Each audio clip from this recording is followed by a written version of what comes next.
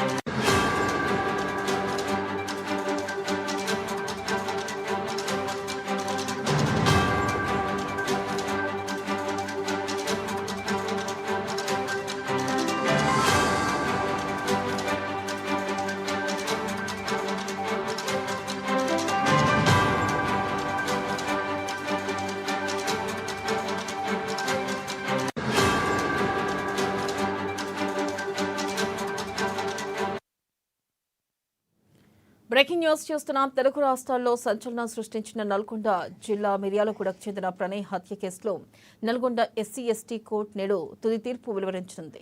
తన కుమార్తెను కులాంతర వివాహం చేసుకున్నాడనే నెమ్మతో పట్టణానికి చెందిన మారుతీరావు 2018 సెప్టెంబర్ 14న సుపారీ గ్యాంగ్తో ప్రణయ్ను హత్య చేయించాడు. దీనిపై మరింత సమాచారాన్ని మా ప్రతినిధి సైదులు అందిస్తారు.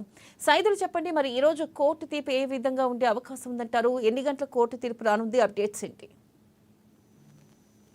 రైట్ వెన్నెల ఉభయ తెలుగు రెండు రాష్ట్రాల్లో సంచలనం సృష్టించినటువంటి ఎవరైతే పెరుమల్ల ప్రణయ్ హత్య కేసుపై నేడైతే తుది తీర్పు వెల్లడిగానున్నట్టు తెలుస్తా ఉంది. అయితే 2018 సెప్టెంబర్ 14న జరిగినటువంటి ఈ పరువు హత్యకు సంబంధించి అయితే ఈ తీర్పుపై అంటే నేడు జిల్లా ఏదైతే ఎస్సీ ఎస్టీ అదనపు కోర్టు ఇవ్వబోయే తీర్పుపై అయితే ఉత్కంఠ నెలకొంటున్నటువంటి పరిస్థితి అయితే కనిపిస్తా ఉంది. అయితే ప్రధానంగా ఈ కేసును అయితే ప్రతిష్టాత్మకంగా తీసుకున్నటువంటి జిల్లా పోలీసు యంత్రాంగం ఏదైతే ఉందో ప్రణయ్ హత్య కేసులో 8 మంది నిందితుల పాత్ర ఉందని కూడా తెలిచారు.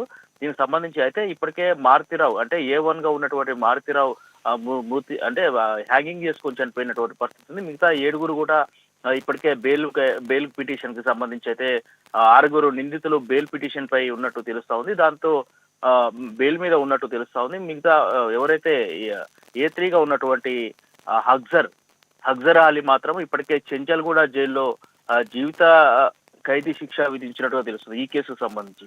అయితే దాదాపుగా ఈ 5 సంవత్సరాల 9 నెలలు ఈ కేసు విచారణలో సాగినట్టు తెలుస్తుంది. ఈ విచారణకు సంబంధించి అయితే 1600 పేజీల ఛార్జ్ షీట్ అయితే కోర్టుకు దాఖలు చేశారు పోలీసులు.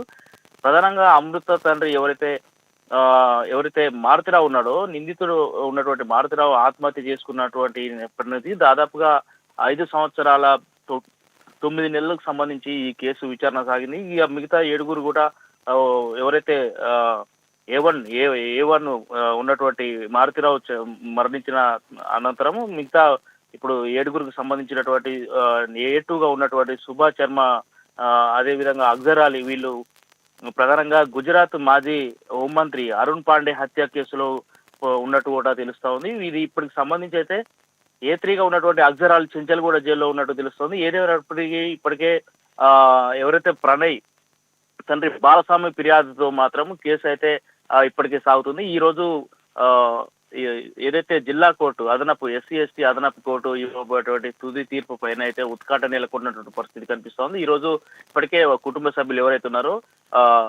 ప్రణయ్ కుటుంబ సభ్యులు కోర్టు దగ్గరికి ప్రాంగణంలో ఉన్నట్టు కూడా తెలుస్తా ఉంది.